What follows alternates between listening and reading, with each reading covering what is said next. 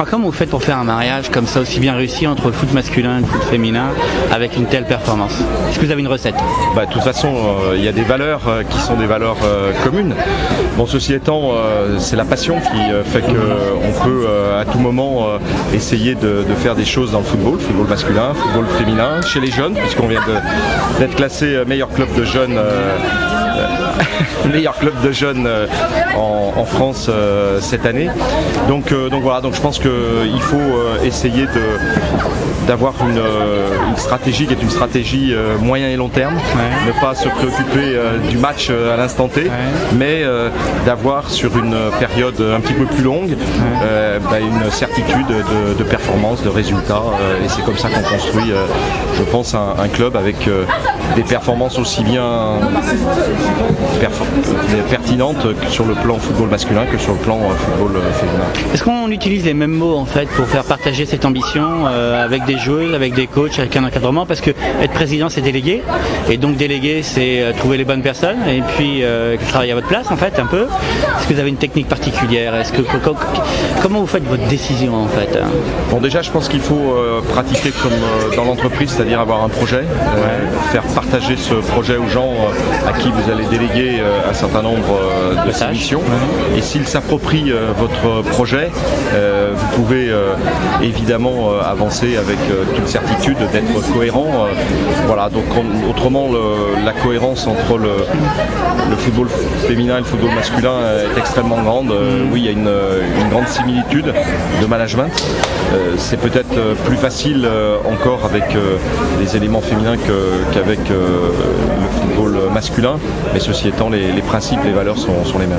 Est-ce que vous avez 2-3 ambitions particulières pour l'OL, tant sur le côté masculin que sur le côté féminin en fait? Qu'est-ce qui vous fait avancer à l'échelon? Vous avez dit moyen long terme, alors on va dire moyen 3 ans, long terme 5 ans. Est-ce que ça vous paraît juste comme vision?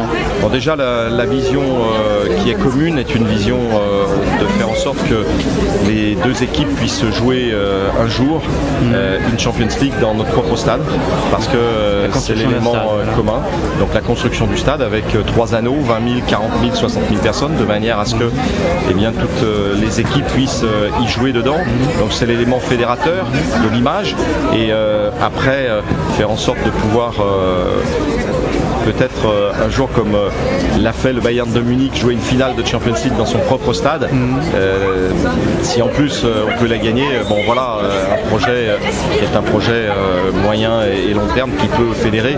Autrement, sur le plan évidemment des équipes masculines, c'est revenir au plus haut niveau, ne pas rester sur les 3 premières marches du podium, même si c'est déjà très difficile de le faire comme on l'a fait pendant 17 ans.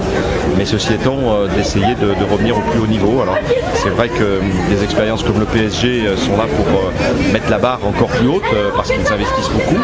Et puis pour l'équipe féminine, c'est de faire la promotion du football féminin pour que la FIFA crée, à l'instar de ce qui est fait pour les garçons, cette coupe intercontinentale. C'est pour ça qu'on va au Japon jouer ce tournoi qui est une sorte de préfiguration d'une coupe intercontinentale.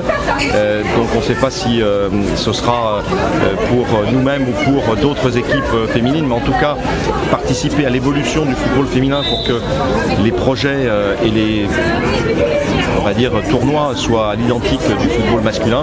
Voilà un projet moyen ou long terme qui fait progresser le football et qui nous passionne. Est-ce que c'est pas une des difficultés justement, c'est à vous écouter, dites-moi si je commets une erreur, c'est qu'on a le sentiment que vous cherchez à bâtir sur le plan international, et dans ce contexte-là, vous n'êtes pas le seul décideur et que c'est pas aussi simple que ça. Est-ce qu'il n'y a pas une difficulté dans cette matière-là de trouver un écho similaire en termes de performance, en termes de niveau et en termes de volonté, notamment pour le football féminin? Vous savez, déjà, on essaye de s'investir là où il faut. Bon, je suis vice-président du board des clubs européens. On est en train, à l'intérieur de sport, de créer une section féminine que je vais impulser.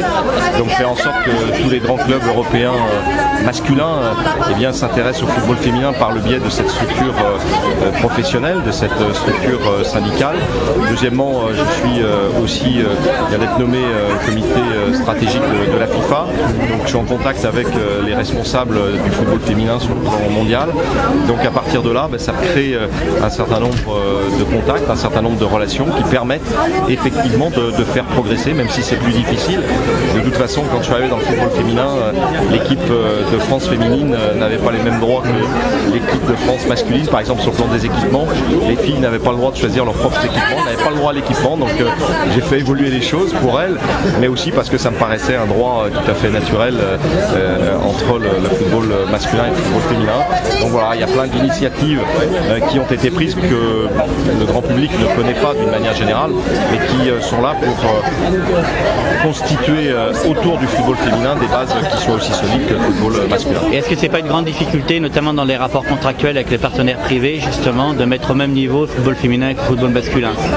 Ouais, alors ça sera ma dernière question, parce que je crois qu'on doit vous attendre. Voilà, excusez-moi, raison, c'était l'une des difficultés majeures, mais qu'on a contourné par les résultats. Ouais. Et aujourd'hui, on se rend compte que les partenaires commerciaux aujourd'hui viennent volontiers sur le football féminin parce qu'ils trouvent un certain nombre de valeurs qui sont des valeurs essentielles. Bon, le fait d'avoir drainé deux très grands sponsors pour le football féminin à Lyon, un pour la Coupe d'Europe qui est GDF Suez et April pour le football et Vika pour le football national.